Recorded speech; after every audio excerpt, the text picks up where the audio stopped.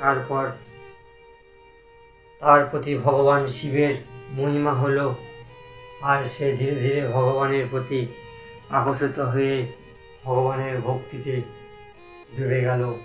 তারপর সে বিবাহ করল। বিবাহর পর তার একটি সন্তান হলো, পুত্র সন্তান। শ্রাবণ মাসের 5 সোমবার ব্রত পালন করে ভগবান শিবের কাছে চেয়ে নিয়েছিল, আর তার ফলে পুত্র সন্তান হয়েছিল। সেই ভক্তর মুখের বাণী এতই সত্য হয়ে গেছিল ভগবান শিবের আশীর্বাদে, সে তার পুত্র জন্ম গ্রহণ করার আগেই তার স্ত্রীকে বলেছিল, আমার পুত্র হবে, আমি বলে দিলাম, কারণ আমার উপরে আমার ভগবান শিবের আশীর্বাদ আছে। ভগবান শিব আমাকে এই পুত্র দেবে। কারণ সেই ভক্ত মনে মনে চিন্তা করেছিল, আমাদের এই সনাতন ধর্মকে কিভাবে বাঁচিয়ে রাখা যায়, কিভাবে এই নাম যশকে প্রচার করা যায়। কারণ সেই ভক্ত ভেবেছিল যে আমি যেভাবে ভগবানকে স্মরণ করি, ভক্তি করি, এমনই আমার সন্তান করবে। কিন্তু তার পত্নী সেসব হতে দেয় না, হতে দিচ্ছে না। কারণ এই কলিযুগের নারীরা সন্তানদের ধর্ম শেখায় না। ধর্মর কথা বলবে তুমি করছো, তুমি করো, তুমি করো গা। তাই সেই ভক্তকে যখন মুখে মুখে এই কথা বলে দিত, সেই ভক্ত অনেক দুঃখ পেত। তারপর সেই ভক্ত এত ঘৃণা কষ্ট পেয়ে দুঃখে কষ্টে ভেঙে গিয়ে ভগবানের ভক্তি ছেড়ে দিল। আর সে এমনভাবে লম্পট মাতাল হয়ে গেল যে তার ফলে তার কাল মৃত্যু যোগ এলো, আর তাকে সেই কাল মৃত্যু যোগের সামনে করতে হলো। আর সে এমনভাবে কাল মৃত্যুর সামনে পড়ল, তখন সে বুঝতে পারল এই জগতে রক্ষা করার মতো শুধুমাত্র আমার ভগবান শিব আছে। তাই সেই কাল মৃত্যু যুগের সামনে যখন পড়ল, সে ভয় করলো না মনে মনে, শুধুমাত্র একটি মন্ত্র জপ করতে লাগলো, ওং ত্র্যম্বকং যজামহে সুগন্ধিং পুষ্টিবর্ধনং উর্বারুকমিব মৃত্যুর্মুক্ষীয়মামৃতম। এই মন্ত্র মনে মনে জপ করতে লাগলো, আর ধীরে ধীরে কাল যোগ দূরে চলে গেল। কারণ কালেরও কাল আমার মহাকাল ভগবান শিব সব মৃত্যুকে জয় করে নেয়। ভগবান শিব হৃদয়ে থাক, সব দুঃখ দূরে যাক।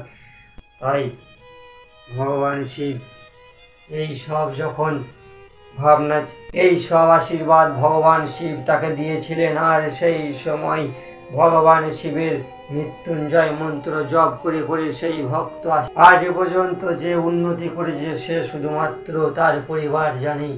কিন্তু সেই পরিবারে কেউ ভাবে না যে ভগবান শিবের আশীর্বাদে আজকে উন্নতি হয়েছে, গাড়ি বাড়ি সব হয়েছে। সে শুধুমাত্র ভক্তটি মনে মনে ভাবে, ভক্তটি জানে।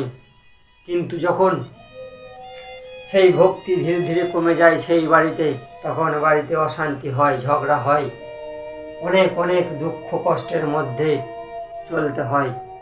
যখন সেই বাড়িতে ধূপ ধনু আরতি হয়, তখন আবার ধীরে ধীরে পজিটিভ শক্তি বাড়িতে ফিরে আসে। কোনো বাড়িতে যদি পজিটিভ শক্তি বাড়িতে ফিরে আসে, কিভাবে বুঝবে? ধীরে ধীরে বুঝতে পারবে, কারণ তার বাড়িতে অনেক কালো পিঁপড়ে উৎপন্ন হবে। মোটা যেটাকে পিপিলিকা বলা হয়, সেই পিঁপড়ে। আর বাড়িতে একটি করে ভক্ত থাকা দরকার, কারণ ভক্ত ছাড়া ভগবানের আশীর্বাদ তার বাড়িতে পড়ে না। যে বাড়িতে ভগবানের নাম মন্ত্র জপ হয়, যে বাড়িতে ধন্য না হয়, যে বাড়িতে ঘন্টা না বাজে গরুর ঘন্টা, সে বাড়িতে কোনোদিনও উন্নতি হতে পারে না। তাই প্রত্যেকটি বাড়িতে তুলসী গাছ লাগানো দরকার। সেই তুলসী গাছের জল অর্পণ করা, তুলসী গাছের সামনে প্রদীপ অর্পণ করা অত্যন্ত কর্মনীয়। কারণ সকাল সন্ধ্যা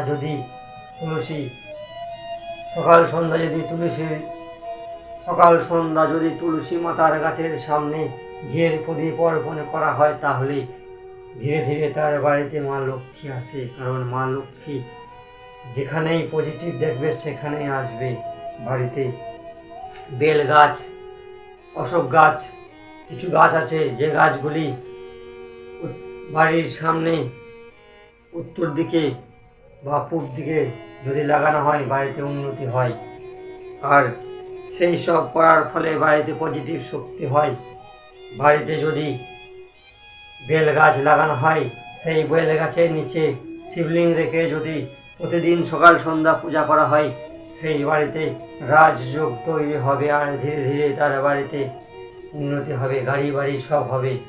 সে যে করেছে, যে ফল পেয়েছে সেই জানে।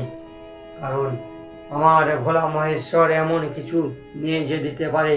কারণ ভগবান বিষ্ণুকে সুদর্শন চক্র লাভ করেছেন, ভগবান শ্রীকৃষ্ণকে পুত্র লাভ দিয়েছেন, অনেক অনেক অসুরকে বর লাভ দিয়েছেন, কিন্তু খারাপ উদ্দেশ্যে সেই অসুরটা বিনাশ হয়ে গেছে। আর যারা ভগবানের আশীর্বাদ নিয়ে সম্পূর্ণ ফল কাজ করেছে, তাহলে তাদের বাড়িতে উন্নতি হয়েছে।